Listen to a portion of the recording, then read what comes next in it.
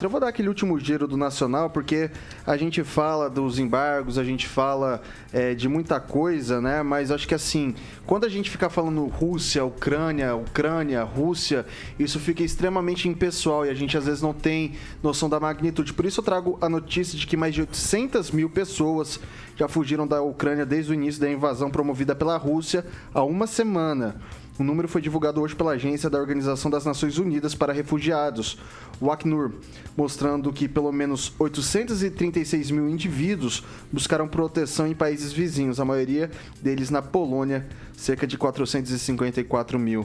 Queria passar rapidinho, só para a gente fazer um giro, número extremamente triste, né, Paulo Vidigal? Indigna, é revoltante, né? É revoltante, triste ao mesmo tempo. Porque a gente sabe que é uma região que tem um histórico difícil, complexo, que a gente tem que respeitar essas questões, que são questões culturais, históricas, mas, como eu já disse no começo, não há qualquer justificativa que a gente possa encontrar para defender qualquer um que seja.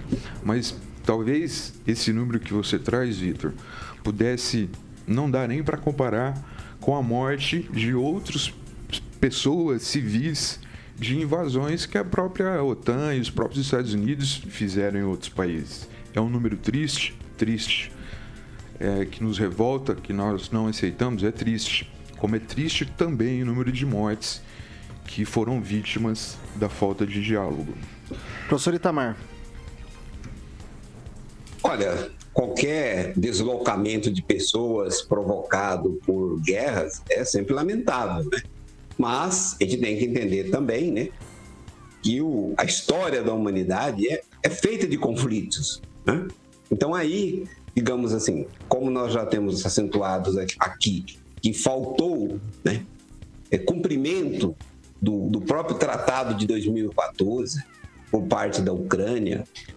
Tem o aspecto belicista do Putin, né? Porque às vezes muitos acabam colocando ele como praticamente uma vítima, ele está com medo da OTAN.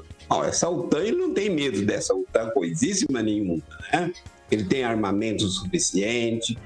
A questão é reconquistar a Ucrânia, que já esteve sob o domínio do Kremlin. É isso que está na pauta, né? E o Putin certamente irá avançar sobre outros países. Agora, digamos assim, não basta a gente ficar falando mal do Putin. A gente tem que saber que os países têm que tomar posição para evitar que alguém expanda.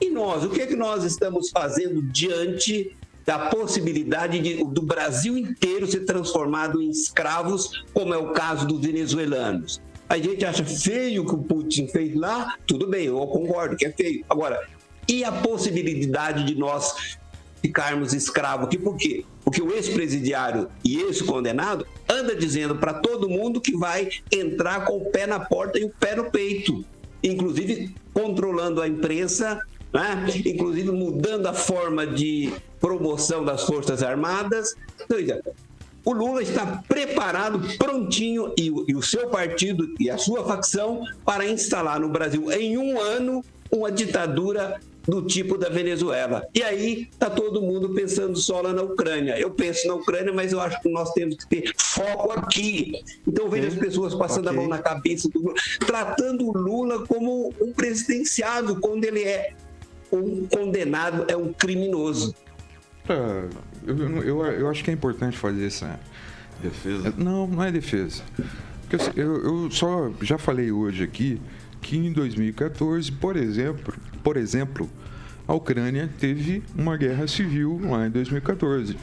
A Ucrânia tem movimentos nazifascistas em alguns lugares lá no seu país, que normalmente é um discurso de intolerância.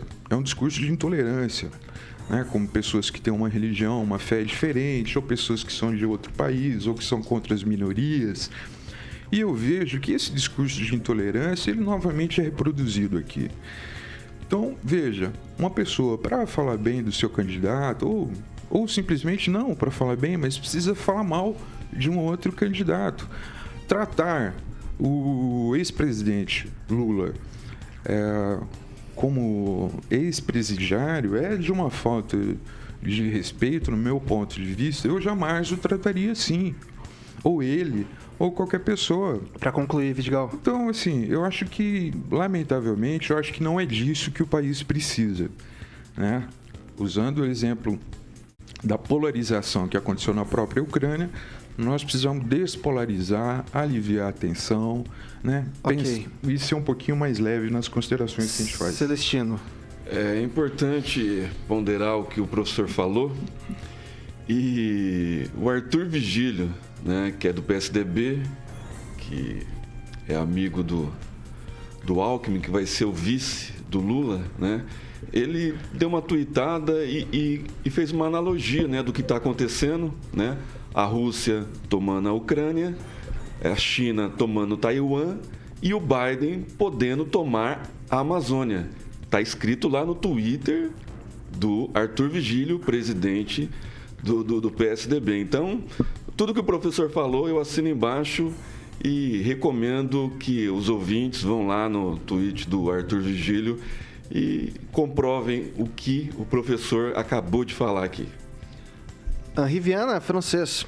Primeiro, a ficha corrida do Lula, considerações à parte, eu não vou fazer, não recomendo em nada que ele seja presidente que represente os brasileiros, né, aí no panorama político internacional, né? Com relação ao que está acontecendo lá na Ucrânia e na Rússia, é terrível, né? Que famílias tenham seus pais